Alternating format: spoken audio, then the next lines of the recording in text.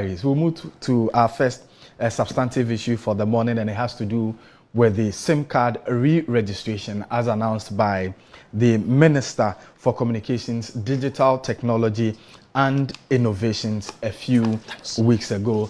The Minister has been explaining further the necessity for this decision and exercise.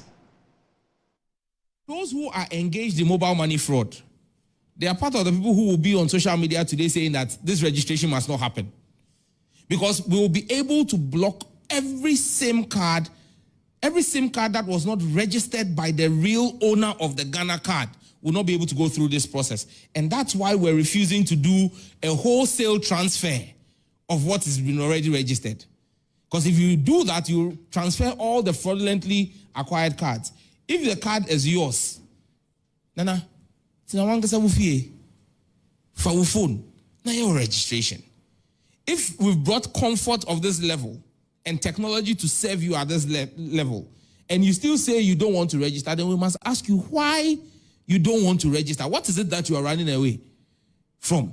So I'm not expecting everybody to register, but I believe that every law-abiding citizen who genuinely acquired their SIM card will take advantage of the process to register. And so for those who are... Okay, so that's Sam George, Minister for Communications, Digital Technology and Innovations there, explaining the need for the SIM card re-registration. Fortunately for us, Prince Ofosu Sefah was co-chair of the technical committee that supervised the SIM card registration during the time of the MPP, the early part of it. Of the project. Okay, so you were changed at some point? Or? I moved to GIFEC. Okay, yes. And then I had to relinquish that role. Right. But what were the considerations at the time? And do you think that the exercise at the time fully dealt with the challenges it seek to solve at the time?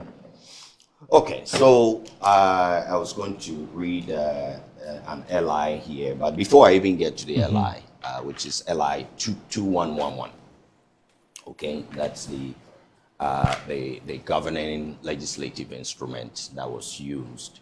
I was passed in 2012, so it had been there for some time, and it detailed how what IDs should be used to register a SIM.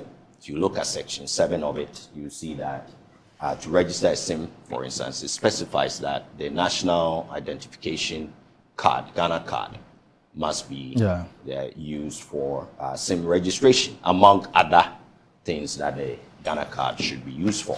Now, without taking us too far back, because the histrionics is not so important, but I will only mention the history of it because the first re-registration is important. We mention it because it applied to what happened the latest time when we did a SIM registration. And the first SIM re-registration process, I call it re-registration from, I know these words are being played around. Yeah. Some say it's a new registration, some say it's a re-registration. For me, the technically right word is a re-registration from the standpoint that you already have the SIM. Yes, and you're using it. Yeah. And so for me, if you are registering it, you are literally just redoing your registration process for one reason or the other, as determined by the government or the authorities. Okay? So the first re-registration was done from 2010 to 2012. And that was adjudged to have been 2010 to 2012. Okay. Okay? It failed. Okay. It failed. It failed because the law, the LI that applied to it at the time, allowed for multiple IDs to be used. Okay? At the time, the Ghana card itself was not even ready. Do you get it? So we allowed multiple IDs to be used. Unfortunately, we didn't even find a way to restrict the IDs. And IDs like the NHIS card was allowed to be used. And the record showed that those cards could be owned by foreigners, and when it was the governance regime for some of those IDs were not up to the standard that we would eventually get for the Ghana card. Okay. So after the process was completed, it affected 21 million SIMs at the time. And then those 21 million SIMs, after we were done re-registering, almost every one of them was re-registered again, because people could easily get any of the required IDs. And so it was quite loose. And so you ended up literally just swimming against the tide.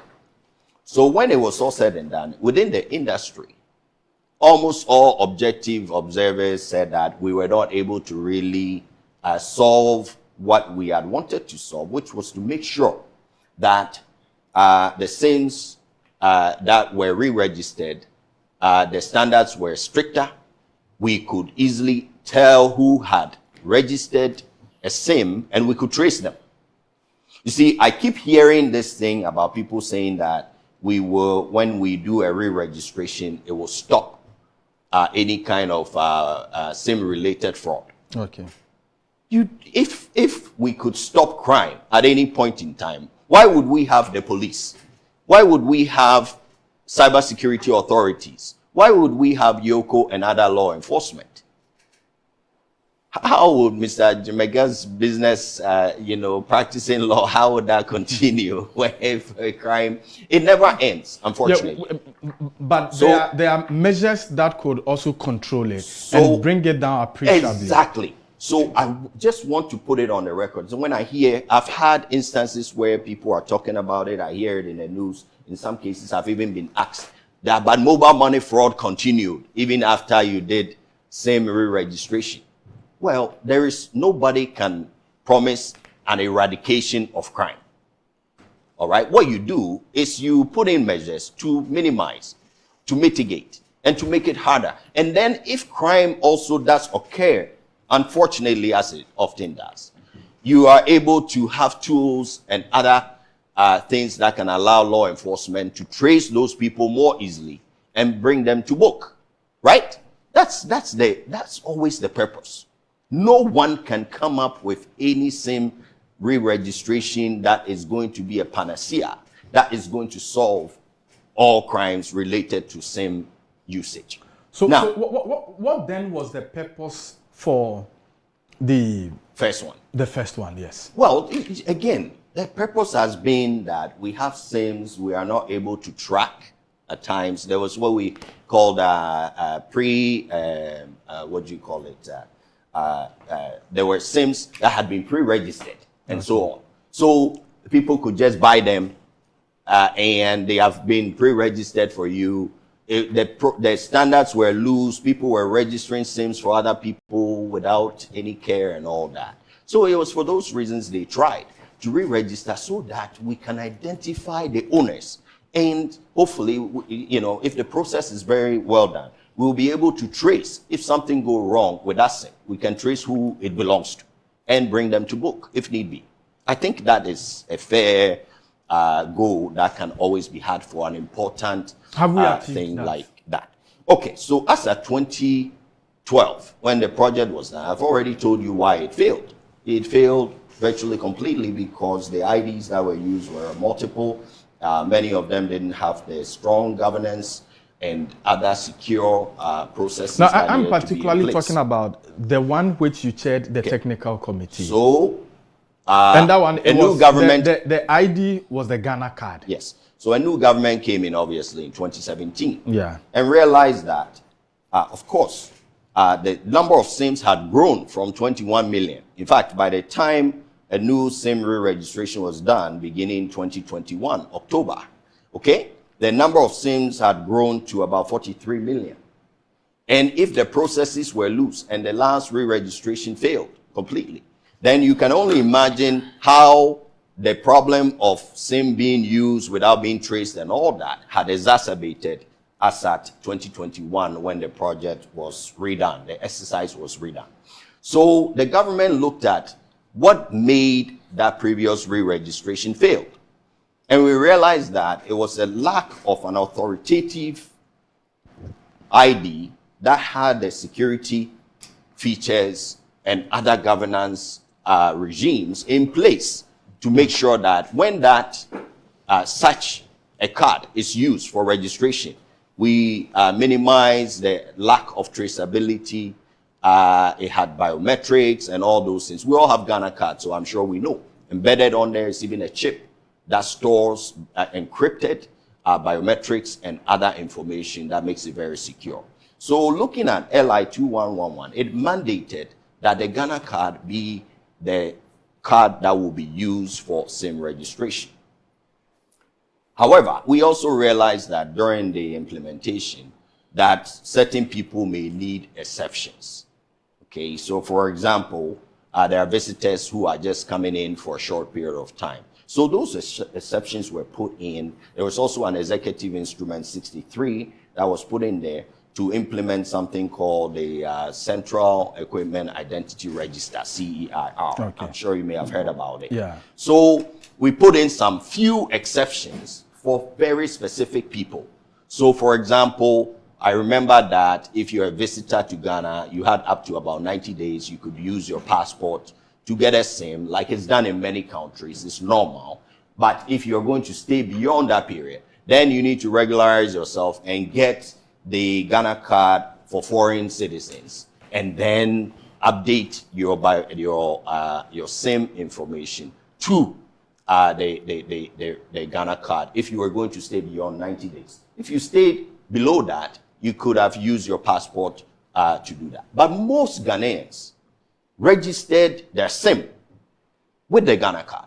I'm sure you did that. Yeah. And you did it from the comfort of your home. So this is nothing that, you know, I heard the president saying that they just registered a SIM. That was rather unfortunate, because almost all Ghanaian adults know that they did their SIM re-registration, and they did it with a USSD code.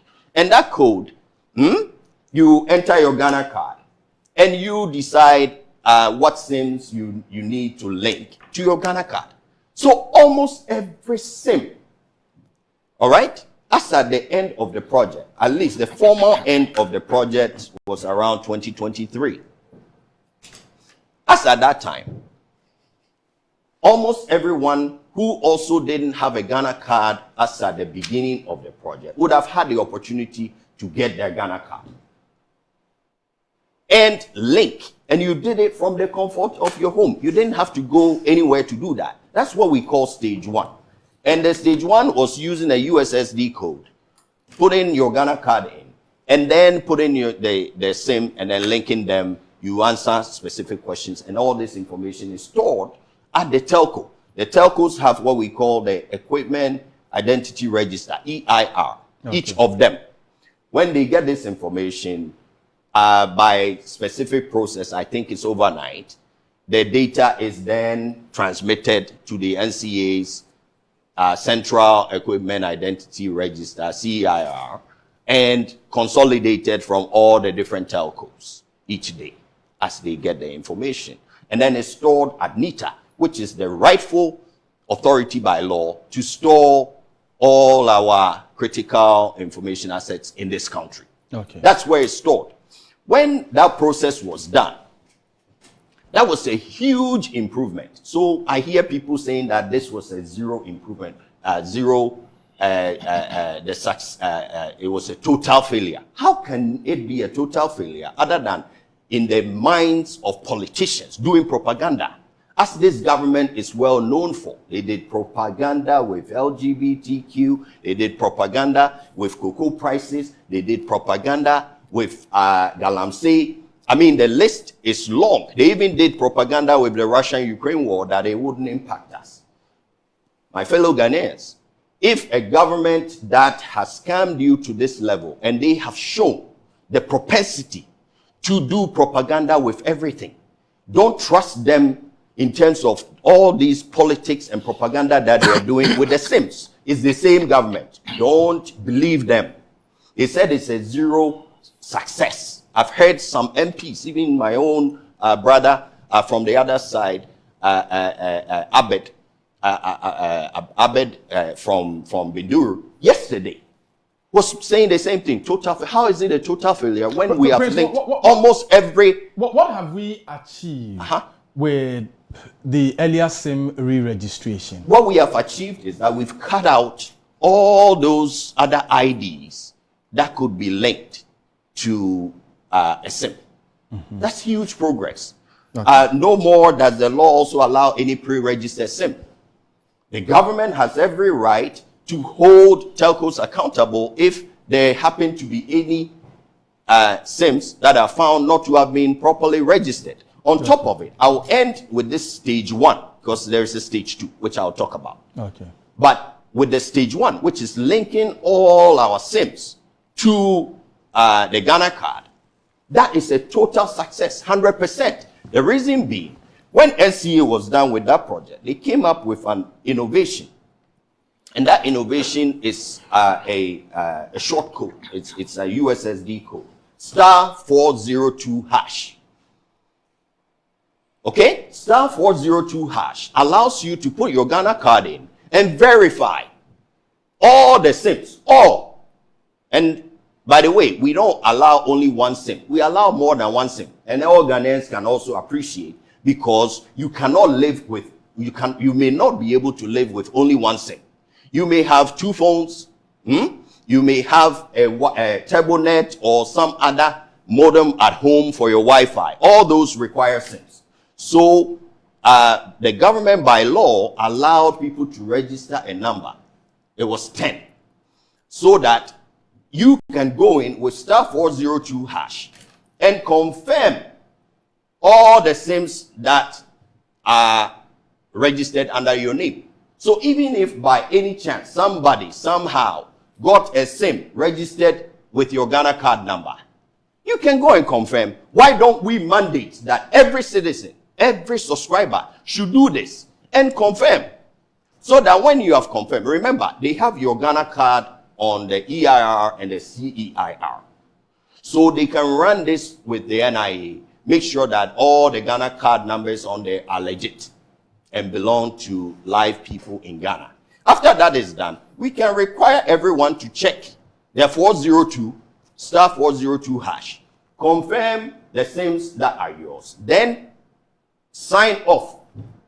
This becomes legally binding, meaning that not only all this theory that they are throwing out and the propaganda, they haven't even sent a report to Parliament, the select committee, so we can see a final report instead of the propaganda that is going around, which is rather unfortunate. And the president saying things now, he's saying there's personality problems. All these things that I'm talking to you, where is the personality problem in all of this? None. Okay? So people can check 402, right? *402#, confirm that whatever happened, and if they see anything that is wrong, we can easily have a process for them to remove those. Where is the problem? There is no more problem. If some fraud may happen, what I want to say as I conclude this section, all right, is that with respect to fraud, what we need is data. We need the Bank of Ghana, which is responsible for mobile money, and the NCA, which is responsible for the cell phone itself and the regulation of that industry, to come up with annual reports so we are able to measure. Okay, after we have done, remember I told you, the goal is to make sure that we tighten all loopholes, we increase traceability. All right? But in spite of all that, you never know. Criminals, every day, they are also scheming on how they may get around the system. You understand?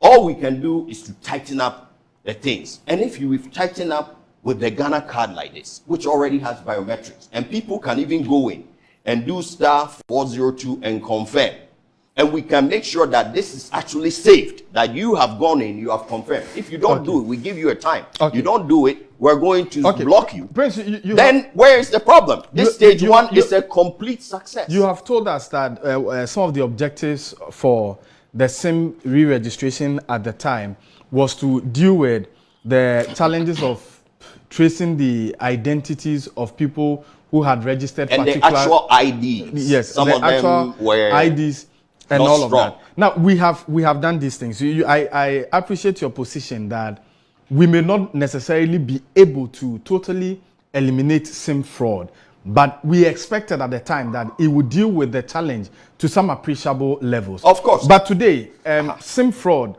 is there, is growing. We also have people registering SIMs which are not connected to their identities. What does that mean? They are registering SIMs? No, I mean, people have registered. Illegal. People, yes, but we have that in the system, and even the minister mentioned it. So I'm asking whether, I mean, these things have come as a result of the flaws with the system, or there is that lack of will on the part of the operators to deal with these issues head on. My brother, this has nothing to do. You can register SIM 100 times. If at the end of the day you are saying that you have SIMs, I'm so sorry. Remember, they haven't filed a formal report, which Ghanaians should all be asking for. Okay. All MPP, NDC, the MPs, the select committee, they should have a formal report that has been signed by the authorities responsible, whether it's the BOG for mobile money or NCA for the SIMs themselves, along with the NIA for any related SIM-related information. They should get a report from them. I don't want to be going, with all due respect, by the word of, let's say, NDC minister who is now judging the work of MPP. I don't want to just go by that. Okay. I want a formal report. Fraud. You said that, but SIM fraud is still going, and that's what I'm saying is the problem. Has it gone down? Do you know? How are you going to tell me as we sit here? I've been hearing this and I'm getting a bit tired of it, with all due respect to all of us. We are not getting the data that tells us if the fraud is reducing or is the same or is increasing. Have we gotten that? We, instead of asking the authorities responsible to be reporting these things, if it's the cyber unit of the police, they should be gathering data. And that is how an advanced democracy that Ghana is aspiring to be. That's how it's run. They need to collect the data, then they need to report it, at least through Parliament, the appropriate committees. Okay. So we can all see if things are improving or are the same or worsening. I hope you get the point. NCA cannot do anything other than go through the process, which, as I told you, the stage 1 of linking everyone's to the Ghana card is a complete success that can even be validated with the *402 hash. There is nothing stopping us from doing this. And that is one of the best things we could do.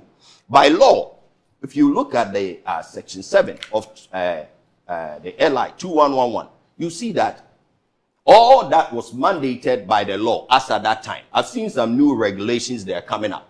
But as at the time, it said that you must use the Ghana card. Once that has been done, and I've even given you tools that can allow people to verify, and we can mandate so that now they sign off and don't say that, oh, somebody has... when you have the tool to verify, why are you saying somebody has registered a SIM in your name? The government and the authorities should simply mandate that you go and verify and check off. And if there is any problem, we correct it. It's simple. You don't need a whole new registration to do this. For what? What is it going to do? And if we're saying that we wanted to reduce fraud, as we sit here, I can't tell you if fraud has gone down the same or it has worsened. I can't tell you because the authorities responsible haven't released the relevant report for us. All we are saying is, but fraud is still happening. But crime is also always happening. I mean, you are always likely to have something that may happen in the system. Right? One last thing.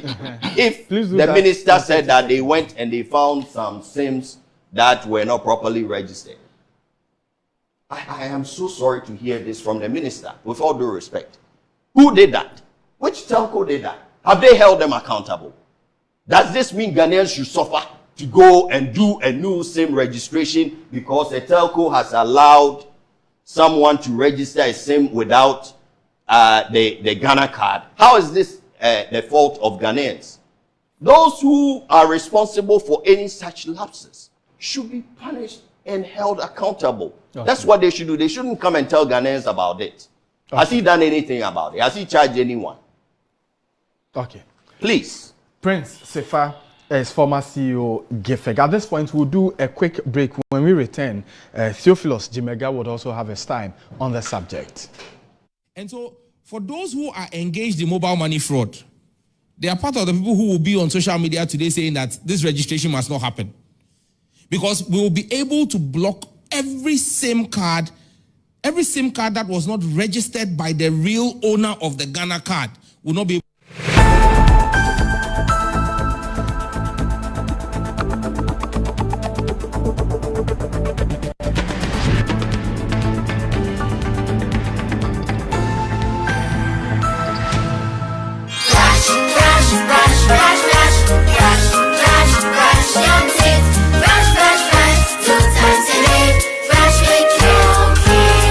Hello, my friends. My name is Calcate Toothpaste. Wow. I was made to be gentle on your gum, but protected.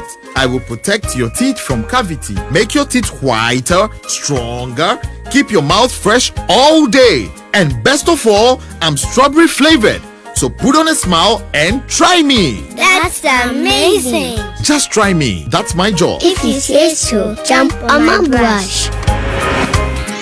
Makes your teeth stronger, chicky whiter, chicky younger. Yay! You did it! I'm glad you like your new toothpaste. Don't forget to brush both day and night. Calcates. Happy smile.